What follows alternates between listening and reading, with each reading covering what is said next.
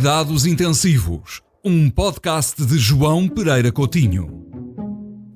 Uma pessoa ouve o discurso de Pedro Nuno Santos no encerramento do Congresso do PS e pensa: os socialistas suecos acabaram com a planificação económica na década de 30 do século passado, os socialistas alemães em finais da década de 50, os trabalhistas ingleses tentaram no mesmo período com Hugh Cateskell, mas a coisa só aconteceu com Tony Blair, que enterrou a famosa cláusula 4ª da Constituição do partido que defendia a propriedade coletiva dos meios de produção. Motivos?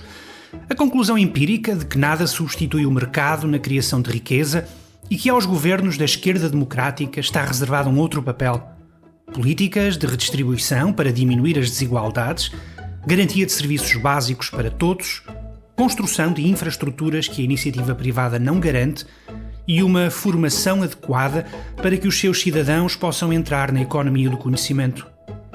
Pedro Nuno Santos, que alguns apresentam por aí como uma brisa de modernidade, esteve a dormir na segunda metade do século XX e, quando o acordaram, ele acreditou genuinamente que ainda estava na primeira metade.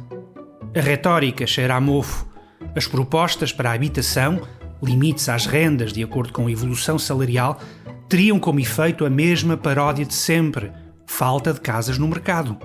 E a ideia peregrina de que cabe ao Estado dirigir a atividade económica de um país, privilegiando certos setores pela exclusão de outros, revela um conhecimento rudimentar sobre o funcionamento de uma economia moderna que eu só julgava possível em certas repúblicas do terceiro mundo. A receita de Pedro Nuno em Portugal não seria apenas uma forma abusiva de destruição do mercado e de ineficiência económica. Seria a forma mais imediata de institucionalizar a corrupção e o tráfico de influências, com o governo a ser cortejado por grupos económicos em busca do novo favoritismo real. Já não basta o que basta? Eis a ironia. Para quem enche a boca com o 25 de Abril, seria um retorno ao 24 de Abril, quando o regime determinava largamente quais os grupos económicos estratégicos para o país. George Orwell dizia que a função do jornalismo é publicar tudo aquilo que o governo do dia não quer que se saiba. O resto é propaganda. É a minha escola, não apenas como praticante, como leitor. Isso explica por que motivo se contam pelos dedos de uma mão os jornais portugueses que me dou ao trabalho de ler. Não sei se serei caso único, não sei, aliás, se esta inclinação pela máxima anarquista, "Hay gobierno, soy contra", se explica pelos maus hábitos adquiridos no saudoso Independente. Talvez sim, talvez não.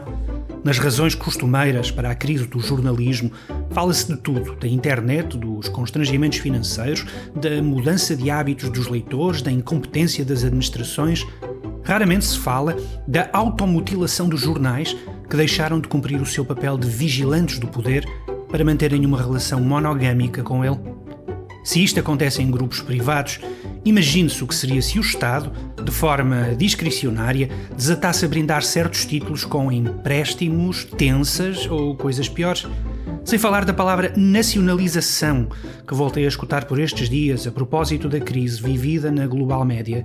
Por mim falo, a nacionalização de qualquer jornal seria a forma mais imediata de o deixar de ler.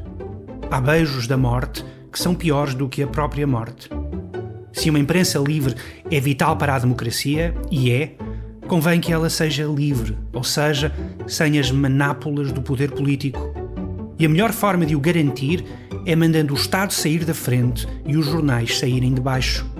O Estado sai da frente por via fiscal, por exemplo, não onerando quem produz notícias e até quem as consome.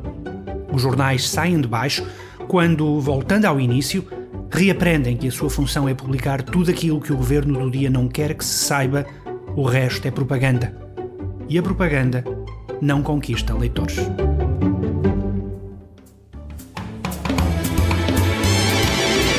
Cuidados Intensivos, um podcast de João Pereira Coutinho.